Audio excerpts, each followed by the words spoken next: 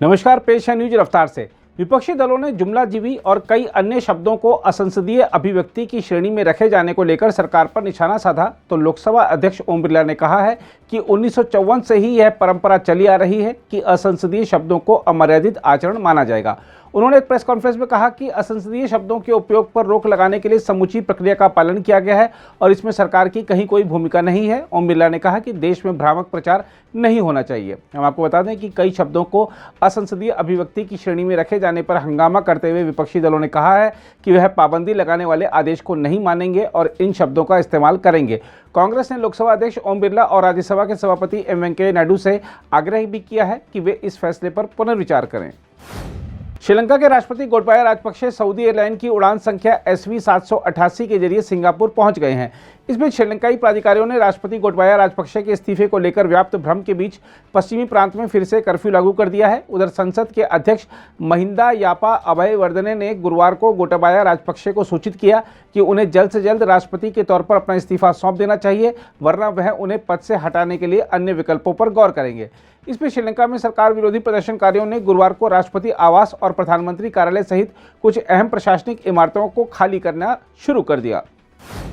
दिल्ली की Patiala house court ने पंजाबी गायक दिलेर मेहंदी की जेल की सजा के खिलाफ दायर अपील को खारिज कर दिया है। हम आपको बता दें कि साल 2003 में मानव तस्करी मामले में दिलेर मेहंदी को 2 साल की सजा सुनाई गई थी। अदालत ने इस सजा को बरकरार रखते हुए दिलेर मेहंदी को गिरफ्तार कर जेल भेज दिया है।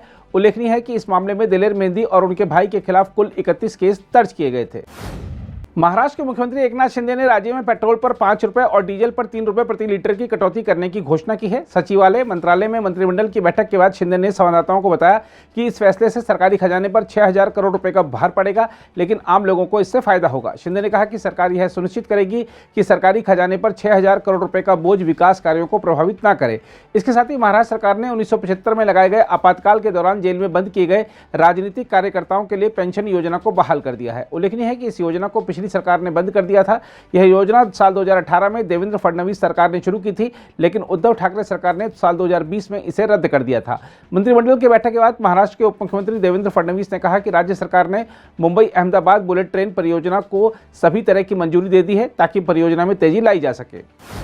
भारतीय जनता पार्टी की दिल्ली इकाई के नेताओं और कार्यकर्ताओं ने पार्टी के सांसद रमेश बिधूड़ी के नेतृत्व में शहर में बिजली बिल में बढ़ोतरी के खिलाफ मुख्यमंत्री अरविंद केजरीवाल के आवास पर प्रदर्शन किया। मुख्यमंत्री आवास पर पहुंचने के लिए अवरोधक पार करने की कोशिश कर रहे प्रदर्शनकारियों को तितर-बितर करने के लिए पुलिस ने पानी की बौछारें छोड़ी। रमेश बिधूड़ी ने प्रदर्शनकारियों को संबोधित करते हुए दावा किया कि केजरीवाल सरकार पिछले कई साल से शुल्क और अधिभार के नाम पर लोगों से करोड़ों रुपए लूट चुकी है। उल्लेखनीय है कि बिजली वितरण कंपनियों यानी डिस्कॉम को जून में दिल्ली विद्युत नियामक आयोग ने बिजली खरीद समायोजन लागत में 2 से 6% की वृद्धि करने की अनुमति दी थी। इसे उपभोक्ताओं के बिल में जोड़ा जाएगा। गुजरात के कई हिस्सों में पिछले 24 घंटे से भारी बारिश जारी है और नवसारी के कई इलाकों में घुटनों तक पानी भर गया है। राज्य सरकार की ओर से जारी की गई प्रेस विज्ञप्ति के अनुसार अधिकारियों ने गुरुवार को तड़के तापी और वडोदरा जिलों में फंसे 45 लोगों को निकाला। राज्य के कई हिस्सों में पिछले 4 दिन से भारी बारिश जारी है। भारत मौसम विज्ञान विभाग ने राज्य के उत्तरी तथा दक्षिण हिस्सों और सौराष्ट्र क्षेत्र सहित गुजरात में कई स्थानों पर आज भीषण बारिश होने का अनुमान जताया है। राष्ट्रीय जनतांत्रिक गठबंधन की राष्ट्रपति पद की उम्मीदवार द्रौपदी मुर्मू के खिलाफ कांग्रेस प्रवक्ता अजय कुमार की कथित टिप्पणी को लेकर ओडिशा विधानसभा में जमकर हंगामा हुआ।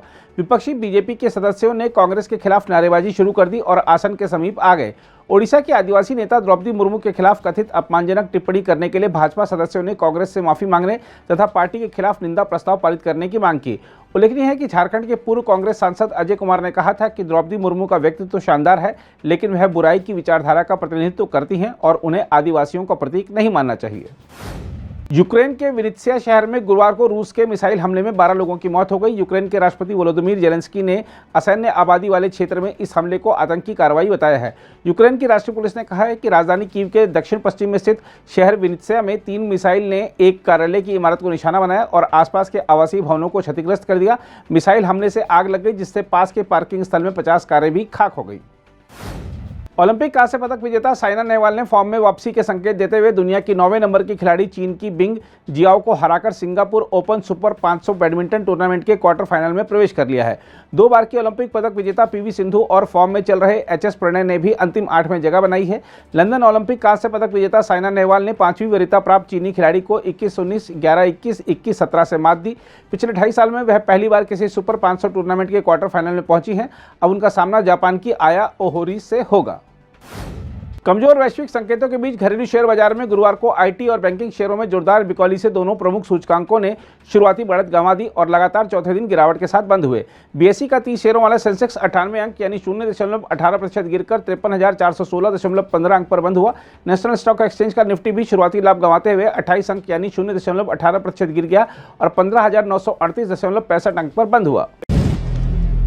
अगर आप भी लेना चाहते हैं देश दुनिया की तमाम जानकारी तो आज ही सब्सक्राइब करें हमारे चैनल को। साथ ही नीचे दिए बेल आइकन को जरूर दबाएं ताकि हर अपडेट आप तक पहुंच सके।